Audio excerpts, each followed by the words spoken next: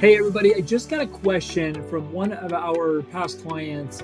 When you're looking to buy a new house, should you sell or rent out your current house? I think this is a hot topic right now, especially when people have such low interest rates on their current house. So think about this. If your interest rate's at 3% and you can never get a 3% rate again, I guess time will tell.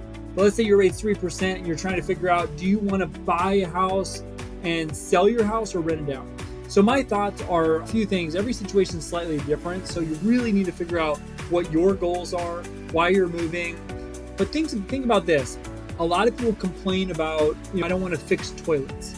The reality is that you are giving up money over time if you are not thinking about how to build long-term assets. If you've already bought a house, you already know it's a good area because you probably live there. You probably bought it in a good area to live in, most likely. So if it's a good house, if you like the area and you can get good rent for it, definitely entertain the idea of renting it out because of the spread you're going to make based on your payment and the rental income. So take a look at that. You also want to decide on whether you need a landlord, if you're going to be the landlord or if you're going to have a property manager.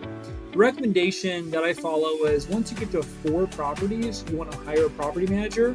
But before 4, it makes a lot of sense to do it on your own, whether you do a short-term rental or a long-term rental. So I would do the math on keeping it as a rental and going to buy the next house. Now, the reason why people don't do this though, is because the number one thing we hear is that I don't want to have to deal with it. Okay, well, we all have to deal with stuff in our lives. So the reality is you're going to have to deal with something, whether it's going to be giving up money on the house you should have kept. I look at different people in my lives. I look at my parents. So my parents bought a house, beautiful house we grew up in. Bought it in the early 80s. We were there, had a great house, built a ton of equity. The downside of that though is there's a couple houses that they had and they had sold, and if they had kept those, it literally would have been a game changer in their financial situation. And we all learn from different situations, whether it's our situation, somebody else's situation. How do we learn and get better? And that's something that always resonates with me based on how much equity growth there is. We all know there's inflation in the market. So we've seen it over the years, most recently with this inflation after COVID, money was pumped into the market. So if you own an asset, that's why these values are continuing to go up, because there's always so many houses out there and there's a demand for that actual asset because people need to live somewhere, people could rent it out, people could invest in it. There's, I'm not a CPA, but tax advantages, of course. As you pencil this out, I am in the belief in the camp of keeping your properties if you can, or if you want to sell it. So another strategy here is if you sell your house. So let's say you have a ton of equity in it and you want to sell your property, maybe sell it and buy 2 rentals and a primary, because it might work out where you can sell it and buy 2 rentals and a primary, or maybe a 4-plex. So you continue to up level what you're doing. But if it's your primary residence, there's a few things to think about too. What are your tax situation? If you keep it a longer period of time, how are you going to handle that? Are you going to gift the property to somebody? Are you going to do a 1031 exchange into another property?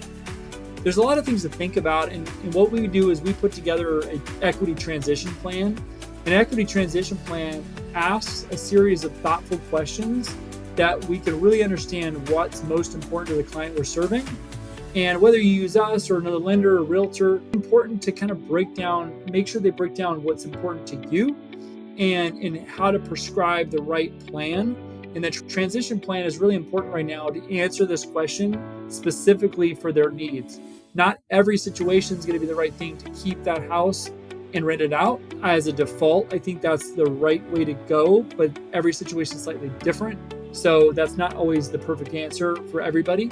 If you want more information or you have any other questions on this, feel free to comment below.